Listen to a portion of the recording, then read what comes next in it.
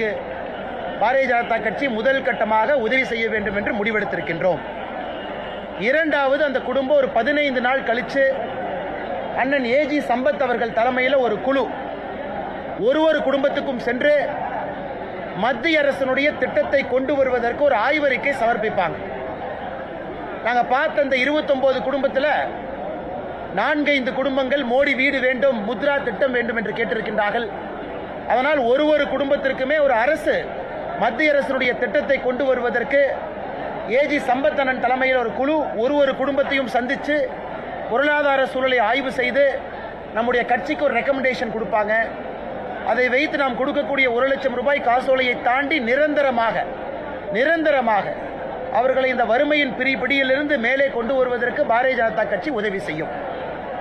இன்று காலை நம்முடைய உள்துறை அமைச்சர் திரு அமித்ஷா அவர்கள் தொலைபேசி மூலமாக எங்கிட்ட பேசினாங்க. தேசிய தலைவர் திரு JP நட்டா ஐயா அவங்க பேசினாங்க. இருவரும் கூட விசாரிச்சாங்க என்ன நடக்குது, எல்லாம் சென்று சந்தித்த பிறகு ஒரு அறிக்கை அனுப்ப சொல்லியிருக்கிறாங்க. என்ன நடந்தது, என்ன சூழ்நிலை கள்ளக்குறிச்சியில் இருக்கு, இந்த பகுதியில் இருக்குன்னு நான் உங்களை எல்லாம் சந்தித்த பிறகு உள்துறை அமைச்சர் அவர்களுக்கும் தேசிய தலைவர் அவர்களுக்கும் தொலைபேசி மூலமாக இந்த கள நிலவரத்தை எடுத்துரைக்க உள்ளேன்.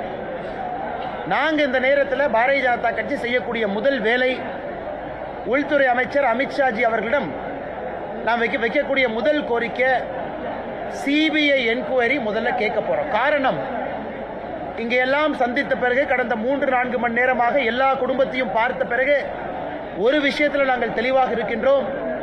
கள்ளச்சாராயமும் திமுகவினுடைய அடிமட்ட தலைவர்களும் பின்னி பிணைந்திருக்கின்றார்கள்.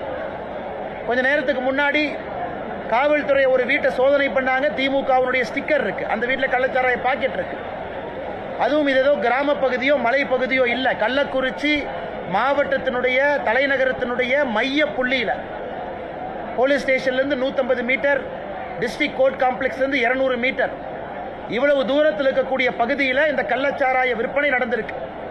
உள்ளே சென்று மருத்துவர்கள்ட்ட பேசும் பொழுது யாரெல்லாம் சீரியஸாக இருக்காங்களோ அவங்க எல்லாமே குறைந்தபட்சம் ஒரு 3-4 எபிசோட், அதாவது 2-3 நாட்களாக குடித்திருப்பதற்கான அறிகுறிகள் தென்படுவதாக சொல்லி இருக்கின்றார்கள். நேற்று காலையிலே முதல் உயிர் காலை 6:10க்கு முதல் உயிர் போனதாக பதிவு செஞ்சிருக்கிறாங்க. ஆனால் இது 3 நாட்களாக யாரெல்லாம் ரொம்ப சீரியஸாக இருக்காங்களோ 2-3 பாக்கெட்டு வேறு காலகட்டத்திலே அவர்கள் அருந்தி இருக்க வேண்டும். அப்படி என்றால் இது ஒரு நேரத்தில் இது நடந்ததாக தெரியவில்லை. சர்வசாதாரணமாக எல்லா இடத்திலும் இந்த கள்ளச்சாராயம் புழங்குவதை நாம் பார்க்கிறோம். அதனால் உள்துறை அமைச்சர்கள்ட்ட அமித்ஷா அவர்களிடம் கேட்பது உடனடியாக CBI என்கொயரி. ஏன்னா கடந்த முறை செங்கல்பட்டு மரக்காணத்தில் 22 பேர் அப்பாவி நம்முடைய சொந்தங்கள் இறந்த பொழுது அப்பவே நாம சொந்தம். அதனுடைய முதல் குற்றவாளி அந்த மருவூர் அந்த குற்றவாளி அவர்களுக்கும் செஞ்சி மஸ்தான் அவர்களுக்கும் தொடர்பு இருப்பதாக பாரதிய ஜனதா கட்சி நாம் குற்றச்சாட்டு வைத்திருந்தோம். அந்த மருவூர் ராஜாவுக்கும் செஞ்சி மஸ்தானுக்கும் இருக்கக்கூடிய தொடர்பை, அமைச்சர்கள் இருக்கக்கூடிய தொடர்பை புகைப்பட ஆதாரத்தோடு வெளியிட்டிருந்தோம். அதன் பிறகு எந்த நடவடிக்கை எடுக்கல. போன ஆண்டு முதலமைச்சர் அவங்க சொன்னாங்க இதான் கடைசி சாவு, இனி நடக்காதுன்னு சொன்னாங்க. ஆனால் இன்னைக்கு 38ஐ தாண்டி சாவு எண்ணிக்கை அதிகமாகி கொண்டிருக்கிறது. 140க்கு மேற்பட்டவர்கள் இந்த மருத்துவக் கல்லூரிக்கு வந்திருக்கிறாங்க. 140க்கு மேற்பட்டவங்க. நான் பார்த்த வரையிலே 15 பேர் உயிருக்கு போராடி கொண்டிருக்கின்றார்கள். ஒரு 20 பேர் அவுட் ஆஃப் டேஞ்சரில் இருக்கிறாங்க. அவர்களுக்கு தேவையான எல்லா சிகிச்சையும் நம்முடைய மருத்துவர்கள் அளித்தாலும் கூட நமக்கு தெரியும் கள்ளச்சாராயத்தை பொறுத்தவரை குறிப்பாக இந்த மெத்தனால் அருந்து இருந்தால் முதற்கட்ட சிகிச்சை எத்தனால், அதற்கான எல்லா அந்த நச்சுத்தன்மையை முறிப்பதற்கான எல்லா முயற்சி எடுத்துக்கிட்டு இருக்கிறாங்க. ஆனால் இந்த நேரத்தில் எங்களுடைய கோரிக்கை, முதலமைச்சர் அவங்க சொல்றாங்க இல்லை நான் 1 மேன் கமிஷன் ஆஃப் என்கொயரி அமைச்சிருக்கிறோம், நான் ரொம்ப வருந்தரன் முதலமைச்சர் சொல்றாங்க. குறைந்தபட்சம் தார்மீக பொறுப்பெடுத்து புரோகிபிஷன் மினிஸ்டராக இருக்கக்கூடிய முத்துசாமி அவர்கள் உடனடியாக ராஜினாமா பண்ணணும். ஏன்னா அவருடைய வேலையே இந்த கள்ளச்சாராயத்தை தடுப்பதுதான். அதை செய்யாமல் அரசு இருக்கு. முத்துசாமி அவர்கள் என்கின்ற தனிமனிதன் தப்புன்னு சொல்லிங்க. திராவிட முன்னேற்ற கழகத்தினுடைய அரசனுடைய தப்புக்கு ஒரு அமைச்சர் பொறுப்பேற்க வேண்டும் என்றால் இந்த புரோகிபிஷன் அமைச்சர் பொறுப்பேற்கணும். இரண்டாவது, முதலமைச்சர் அவர்கள் நம்முடைய தமிழகத்தினுடைய புரோகிபிஷன் பாலிசி, அவங்களுடைய தேர்தல் அறிக்கை 2021 360வது பாயிண்ட், யாராவது பத்திரிகை நண்பர்கள் படிப்பதற்கு வாய்ப்பு இருந்தால் படிச்சு பாருங்க. ஒரு கட்டமாக சாராயத்தை குறைப்பதற்கான முயற்சி எடுப்போம், டி அடிக்ஷன் சென்டர்ஸ் கொண்டு வருவோம் என்று 360வது பாயிண்டா சொல்லியிருக்கிறாங்க. ஆனா இன்னைக்கு டாஸ்மார்க்கினுடைய வருமானம் ஒரு ஆண்டுக்கும் 18% 22% உயர்ந்து கொண்டிருக்கிறது. அப்படி இருக்கும் பொழுது ப்ரொஹிபிஷன் பாலிசியே ஃபெயிலியர். அதை முதலமைச்சர் ஒப்புக்கொண்டு தார்மீக பொறுப்பேற்று அந்த ப்ரொஹிபிஷன் பாலிசியை செட் பண்ணணும். இறந்து போன அந்த உயிர்களுக்கு மதிப்பளித்து நாளை முதலமைச்சர் அறிவிப்பு கொடுக்கணும். தமிழகத்தில் 1000 டாஸ்மாக் கடைகளை மூடுவோம் என்று முதலமைச்சர் அறிவிப்பு கொடுக்கணும். முதல் கட்டமாக ஃபேஸ் வைஸா சாராயத்தை ஒழிக்க வேண்டும் என்றால் அரசு டாஸ்மார்க்கை நடப்பதற்கான தார்மீக உரிமை இல்லை. திமுகவை சார்ந்த எம்பிக்களோ சில நபர்களோ நடத்தக்கூடிய சாராய ஆலை நன்றாக இருக்க வேண்டும் என்பதற்காக டாஸ்மாக் நடந்து கொண்டிருக்கிறது. தார்மீக பொறுப்பெடுத்து ப்ரொஹிபிஷன் பாலிசி ஃபெயிலியர் ஆயிருச்சுன்னு முதலமைச்சர் ஒத்துக்கிட்டு 1000 டாஸ்மாக் கடைகளை குறைந்தபட்சம் நாளை மூடுவதாக முதலமைச்சர் அறிவிப்பு செய்து ப்ரொஹிபிஷன் மினிஸ்டர் அவர்கள் தன்னுடைய பதவியிலிருந்து ராஜினாமா செய்ய வேண்டும். இது பாரதிய ஜனதா கட்சியினுடைய கோரிக்கை. நாங்கள் கட்சியால் எங்களால் முடிந்தளவு உதவி செய்கின்றோம். மத்திய அரசுடைய திட்டத்தை கொண்டு வர்றோம். முதலமைச்சர் அவர்கள் இதற்கு தனிப்பட்ட முறையிலே பொறுப்பெடுத்து அவர்கள் இங்கே வந்து பார்க்கணும். நான் உதயநிதி ஸ்டாலின் அவர்கள் அனுப்பி வைப்பேன். தென் மாவட்டத்தில் வெள்ளம் வந்தால் உதயநிதி ஸ்டாலின் அவங்க போவாங்க. கள்ளக்குறிச்சியில் மக்கள் இறந்தால் உதயநிதி ஸ்டாலின் வருவாங்க. இது அரசனுடைய பொறுப்பில்லாத தனத்தை காட்டுது. முதலமைச்சர் அவர்கள் இதுக்கு வரலினா எதுக்கு போவார்கள்? அரசனுடைய தலையாய கடமை ஒரு குடிமகனுடைய உயிரை பாதுகாப்பது அரசனுடைய முதல் கடமை. சொத்தை பாதுகாப்பது இரண்டாவது கடமை. அதுக்கப்புறம் தான் டெவலப்மெண்ட், அதுக்கப்புறம் தான் நலத்திட்ட பணிகள். உயிரை பாதுகாப்பது முதல் கடமை. ஆனால் இன்னை உயிரை பாதுகாப்பதற்கே திராவிட முன்னேற்ற கழகத்தினுடைய அரசு அவங்களால செயல்படுத்தப்பட முடியல, செயல்படுத்தல. அப்படி இருக்கும் பொழுது முதலமைச்சர் உடனடியாக கள்ளக்குறிச்சிக்கு வரணும். துரிதமாக முதலமைச்சர் இங்கே வந்து இருக்க வேண்டும். கேம்ப் இருக்கணும், முதலமைச்சருடைய கேம்ப். எல்லா கிராமத்துக்கு போகணும். 2 கிராமத்தில் இன்னைக்கு வந்து உயிர் பலி 2 கிராமத்தில் சொல்லியிருக்கிறாங்க. அதனால மாதவச்சேரிக்கும் போகணும். இங்க இருக்கக்கூடிய கள்ளக்குறிச்சியினுடைய மையப்பகுதியில் இருக்கக்கூடிய கருணாபுரத்துக்கு போகணும். நான் உதயநிதி ஸ்டாலின் அனுப்பி வைப்பேன்னா இங்கேயும் குடும்ப அரசியல், இங்கேயும் நெப்பாட்டிசம், இங்கேயும் குடும்ப அரசியலை முன்னிலைப்படுத்தி முதலமைச்சர் அவர்கள் எதிரி அரசியல் பண்ணிட்டு இருக்காங்க. அதனால் எங்களுடைய குறைந்தபட்ச எதிர்பார்ப்பு ப்ரொஹிபிஷன் மினிஸ்டருடைய ராஜினாமா, இந்த உயிர்களுக்கு மதிப்பளித்து 1000 டாஸ்மாக் கடைகளுடைய மூடல், ப்ரொஹிபிஷன் பாலிசி புது பாலிசியை கொண்டு வரணும். மிக முக்கியமாக முதலமைச்சர் இங்கே வந்து பார்க்கணும். கட்சியால் முடிந்த உதவியை நாங்கள் செய்ய போகின்றோம். ஒரு குடும்பத்திற்கு நாங்கள் கொடுக்கக்கூடிய நிதி உதவியை தாண்டி இந்த வறுமையினுடைய கோரப்பிடியிலிருந்து வெளியே வருவதற்கு மத்திய அரசினுடைய நலத்திட்ட உதவிகளை நாங்கள் பயன்படுத்த போறோம். ஏஜி சம்பத் அவர்கள் தலைமையில் இருக்கக்கூடிய இந்த குழு இன்னும் 10 நாட்கள் அந்த குடும்பத்துக்கு நேரம் கொடுத்து அவங்களுடைய காரியமெல்லாம் முடிந்த பிறகு அவங்க 15 நாள் டைம் எடுத்து ஆய்வறிக்கையை சப்மிட் பண்ணுவாங்க. அதை துரித கால நடவடிக்கையாக நாங்கள் அதை மேற்கொள்ள இருக்கின்றோம். பத்திரிகை நண்பர்களுக்கு வேற கேள்வி இருந்தா கேளுங்கண்ணா.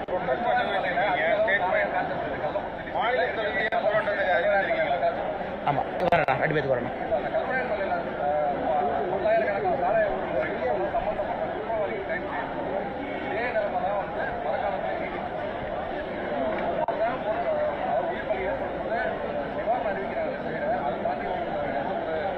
இது உண்மைதாங்கண்ணா, இது உண்மைதான். இன்னைக்கு என்னன்னா வரும்போது ரிட்டையர்ட் சப் இன்ஸ்பெக்டரை பார்த்து கேட்டார், ஐயா மாவட்ட ஆட்சியர் மாவட்ட காவல்துறை கண்காணிப்பாளர் 2 பேருமே 2 கண்கள்.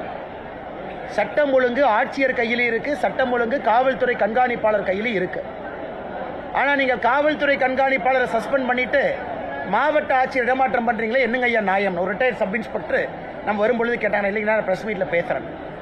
ஆனா இன்னைக்கு குண்டா சட்டம் யாரு மேல போடணும்னா இவங்க மேல போடணும். குண்டா சட்டமே இதுக்கு தான். முதலமைச்சர் அவர்கள் பதில் சொல்லணும். கடந்த 2.5 ஆண்டுகள்ல கள்ளச்சாராயம் காய்ச்சுபவர்கள் எத்தனை பேருக்கு மேல குண்டா சட்டம் போட்டாங்க? எதுவுமே இருக்காது. சோசியல் மீடியால பதிவு போடுறவங்க மேல குண்டா சட்டம், கள்ளச்சாராயம் காய்ச்சறவங்க மேல குண்டா சட்டம் போட்டா தான் அந்த சிஸ்டமே அழியும்.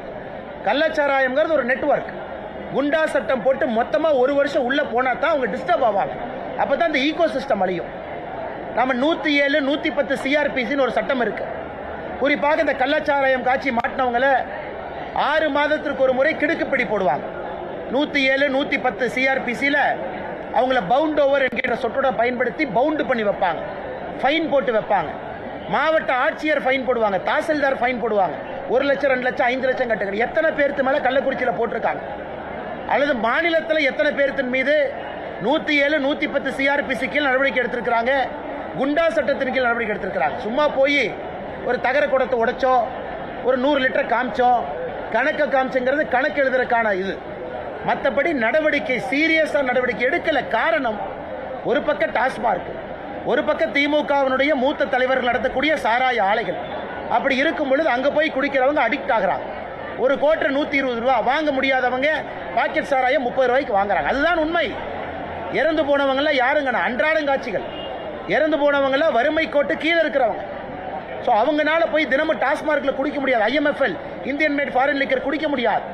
மது கலாச்சாரம் தமிழகத்தில் பெருக பெருக, மது கலாச்சாரம் அதிகமாக மதுவுக்கு அடிமையாக கள்ளச்சாராயத்தை நாடி செல்ல ஆரம்பிக்கின்றார்கள். இதை முதலமைச்சர் எப்ப புரிஞ்சுக்குவாங்க? எப்ப கடிவாளம் போட போறாங்க? அதனால் இதெல்லாம் மக்கள் கேள்விகளா வைக்கிறாங்க. இன்னைக்கு நம்முடைய பத்திரிகை நண்பர் இன்னொரு கேள்வி கேட்டாங்க. இன்னைக்கு எங்களுடைய அரசியல் கட்சியினுடைய கடமை, தமிழகத்தில் சட்டம் ஒழுங்கு கெட்டு போயிருக்கு, கள்ளச்சாராயம் ஆறு போல் ஓடிக்கொண்டிருக்கிறது. நாளை மறுநாள் தமிழகத்தில் எல்லா மாவட்டத்தினுடைய நகரத்தில் பாரதிய ஜனதா கட்சி பொதுமக்களோடு ஒரு முதல் கட்ட கண்டன ஆர்ப்பாட்டத்தை நடத்திருக்கின்றோம். அதன் பிறகும் இந்த விழிக்கவில்லை என்றால் சென்னையில் இருக்கக்கூடிய கோட்டையை நோக்கி இருக்கக்கூடிய பாரதிய ஜனதா கட்சி முதலமைச்சர் அதுக்குள்ள ஆக்கப்பூர்வமான தீர்வு கொடுக்கணும். நான் 1 மேன் கமிஷன் போட்டிருக்கிறேன், ஏத்துக்க முடியாதுங்க. குறைந்தபட்சம் நாங்கள் கேட்பது அந்த அமைச்சருடைய ராஜினாமா. குறைந்தபட்சம் 1000 டாஸ்மாக் கடையை மூடுங்க. குறைந்தபட்சம் புது சாராய பாலிசி கொண்டு வாங்க. இத்தனை கடையை மூடுறோம், இத்தனை ப்ரொஹிபிஷன் கொண்டு வர, மூணுமே செய்யாம வெறும் அறிக்கை என்பது வெறும் பேப்பர். இது செய்யவில்லை என்றால் எங்களுடைய முதல் கட்ட போராட்டத்தை தொடர்ந்து தமிழகத்திலிருந்து எங்களுடைய தொண்டர்கள் அனைத்திடத்திலும் இருந்து கோட்டையை நோக்கி நிச்சயமாக வருவார்கள். எந்த மாற்று கருத்தும் இல்லை.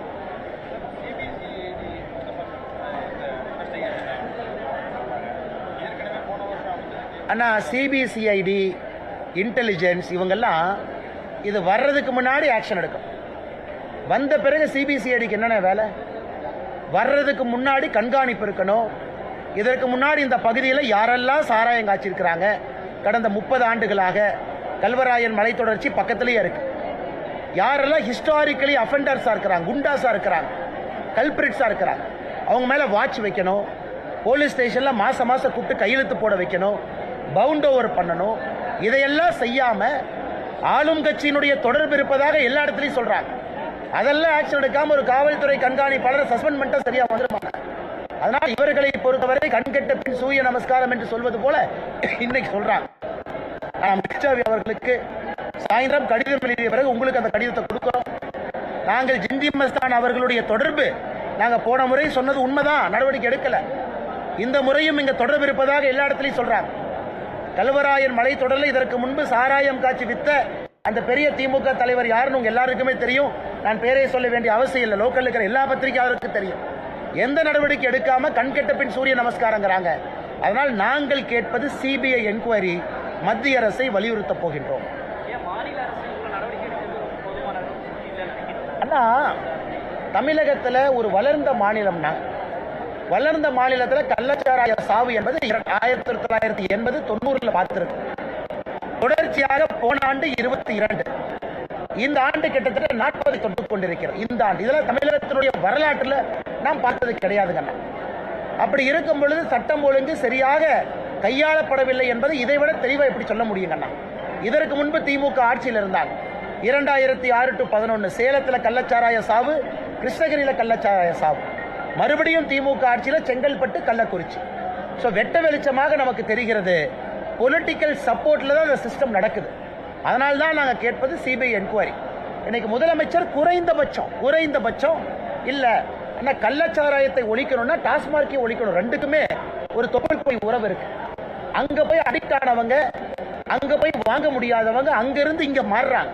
எல்லாரும் வீட்டுக்கு நான் போய் பார்த்துட்டு வர்றாங்கண்ணா. இவங்கெல்லாம் வெறும் கள்ளச்சாராயம் குடிக்கிறவங்க கிடையாதுங்கண்ணா. இவங்கெல்லாம் சாதாரணமா மது அருந்துறவங்க. அடிக்ஷன் ஸ்டேஜுக்கு போகும் பொழுது இந்த சாராய பாக்கெட்டை வாங்குறாங்க. முதலமைச்சர் இரண்டுக்கும் இருக்கக்கூடிய தொடர்பை புரிந்து கொள்ளாத வரை கள்ளச்சாராய சாவை தடுக்க முடியாது. டாஸ்மார்க்கினுடைய விரிவாக்கத்தை குறைக்கணும். எங்களுக்கு 50,000 கோடி ரெவென்யூ வேணும்னு சொல்லக்கூடிய அந்த அரசனுடைய மனநிலையை கட்டுப்படுத்தணும். அதற்கு குறைந்தபட்ச 1000 கடையை மூடுங்கன்னு தான் நம்ம சொல்றோம். இதே முதலமைச்சர் எதிர்க்கட்சி தலைவராக சொன்னதைத்தான் நம்ம சொல்றோம். இதே முதலமைச்சர் தேர்தல் வாக்குறுதி 360ல சொன்னதைத்தான் நம்ம சொல்றோங்க. நான் புதுசா சொல்லல. இங்க கண்ட்ரோல் பண்ணா தான் கள்ளச்சாராயத்தை கண்ட்ரோல் பண்ண முடியுங்கண்ணா.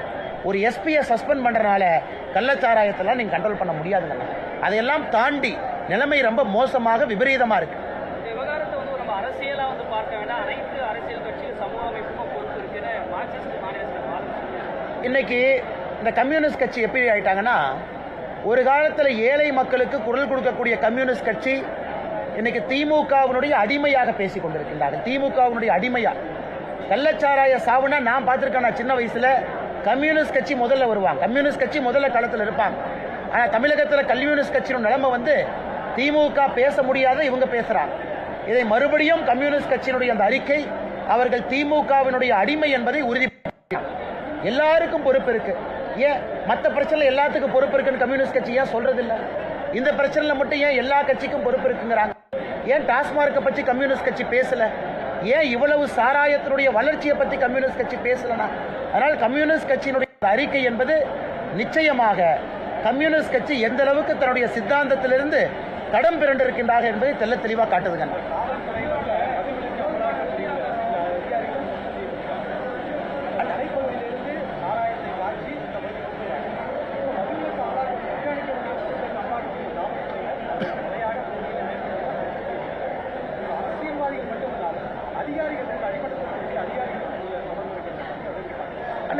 நிச்சயமா அதிகாரிகளுக்கு இதுல தொடர்பு இல்லைன்னு நம்ம யாரும் சொல்லலீங்கண்ணா. கண்டிப்பாக அதிகாரிகள் செய்யக்கூடிய வேலை நுண்ணறிவு பிரிவு இன்டெலிஜென்ஸ் யாரு வந்து விற்கிறாங்க. எப்படின்னா சென்டர் கள்ளக்குறிச்சியில் விற்க முடியும்? கோர்ட்டு காம்ப்ளெக்ஸ் வந்து 150 மீட்டர்னே. இதெல்லாம் யாரு வேலை? லோக்கல் போலீஸ் ஸ்டேஷன் நுண்ணறிவு பிரிவு. இதற்கென்று சிவரப்பு படை இருக்கு. தடுப்பதற்காக அவங்க வாட்ச் பண்ணணும். இந்த மலை என்ன வீரப்பங்காடானா? இதனை கண்டுபிடிக்கிறது கஷ்டமா? அவங்க இன்டெலிஜென்ஸை அலர்ட்ல வச்சுக்கணும். மலைவாழ் மக்கள்கிட்ட பேசிக்கிட்டு இருக்கணும். யாரு வர்றாங்க, யாரு காய்ச்சறாங்க. ஒருவேளை இவங்க மெத்தனால்னு சொல்றாங்கன்னா எங்கிருந்து வருது? இண்டஸ்ட்ரியல் டைவர்ஷனா எங்கிருந்து வருது? அதையும் கண்காணிக்கணும். எதையுமே செய்யாம கொத்தம் பொதுவாக. ஏன்னா அரசு ஏன் பிரஷரை போடலினா, ஆளும் கட்சிக்கு வேறு வேறு ரூபத்தில் சம்பந்தம் இருக்கிறனால அரசு பிரஷர் போட மாட்டாங்க.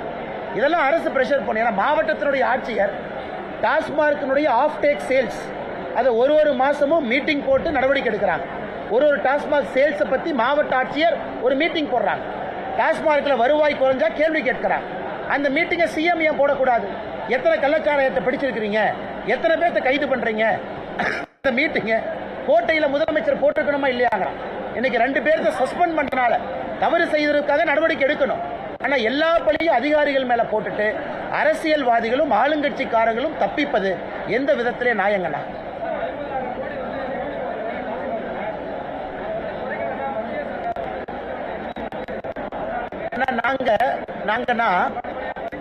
நாங்க ஒரு ஆய்வறிக்கையை முதலமைச்சருக்கு அனுப்பி வச்சிருக்கிறோம். போன வருஷம் ஆளுநருக்கு சமர்ப்பிச்சிருக்கிறோம். எங்களுடைய வெப்சைட்ல இருக்கு 313 பக்கம். அதுல எப்படி தமிழகத்தில் டாஸ்மார்க்கை ஒழிக்கிறது, எப்படி வருமானத்தை ஈட்டுறது, ஒரு வருடத்திற்கு எப்படி 1 லட்சம் கோடி ரூபாய் டாஸ்மார்க்கை மூடிட்டு தென்னை மரம் பனைமரம் மூலமா கொண்டு வர்றோங்கிற ஆய்வறிக்கை நாங்க ரெடி பண்ணிருக்கிறோம். முதலமைச்சருக்கு அதை சப்மிட் பண்ணிருக்கிறோம். எங்கள் மூலமாக யாரும் சப்போர்ட்டே பண்ண வேண்டாங்கண்ணா. இதே மாநிலத்துக்குள்ள டாஸ்மார்க்கை மூடிட்டு இதே மாநிலத்துக்குள்ள 1 லட்சம் கோடி ரூபாய் வருமானத்தை மக்களுக்கு புதிய வரி போடாம ஈட்ட முடியும் என்பது எங்களுடைய ஆய்வறிக்கையை சமர்ப்பிச்சிருக்கிறோம்.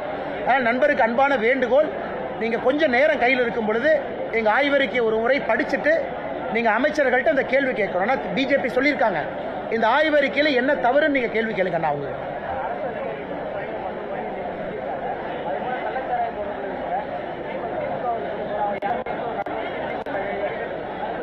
அதான் நான் சொல்றேங்கன்னா, இன்னைக்கு நீங்க உங்க செய்தி சேனல் நான் பார்த்தேன், கள்ளச்சாராயம் இவர்தான் வித்தாங்கன்னு சில வீட்டுல ரைடு பண்றீங்க. எல்லா வீட்லயும் திமுக ஸ்டிக்கர் இருக்கு. எப்படி திமுக ஸ்டிக்கர் வந்துச்சு? என்ன போலீஸ் கொண்டு திமுக ஸ்டிக்கர் வச்சாங்களா? இல்ல நான் இன்னைக்கு காலையில் வந்து திமுக ஸ்டிக்கர் வச்சனா? ஆளும் கட்சியினுடைய தொடர்பு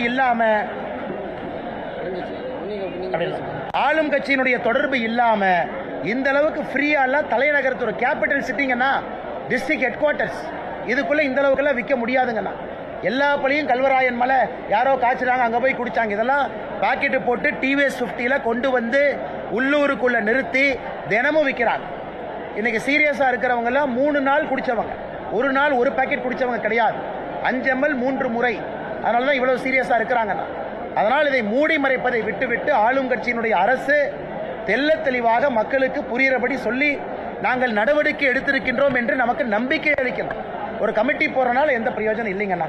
திரும்ப உங்களை சந்திக்கிறவங்கன்னா இன்னொரு கிராமத்துக்கு போகணும், அங்கேயும் மக்கள் இருக்காங்க, அங்கே 6 பேர் இறந்துக்கிறாங்க, அங்கே வெயிட் பண்ணிட்டு இருக்காங்க. போச்சுக்காதீங்கன்னா நன்றி.